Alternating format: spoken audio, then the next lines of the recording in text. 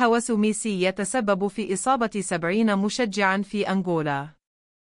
تحول حضور النجم الأرجنتيني ليونيل ميسي في العاصمة الأنغولية لواندا إلى شرارة فوضى عارمة، بعدما حاول آلاف الأنغوليين الاقتراب من النجم الأرجنتيني أو دخول الملعب لمشاهدته، ما أدى إلى تدافع كبير تسبب في إصابة 70 شخصاً قبل المباراة الودية بين أنغولا والأرجنتين أول من أمس الجمعة، والتي انتهت لصالح الأرجنتين بهدفين دون رد، في واحد من أكثر المشاهد ازدحاماً في تاريخ الكرة الأنغولية.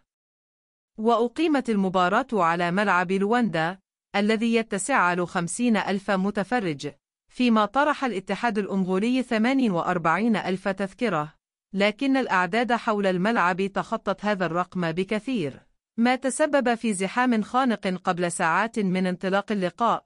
وقبل بداية المباراة حاول مشجعون اقتحام بوابات الملعب لتتعامل الشرطة مع الوضع وسط فوضى عارمة.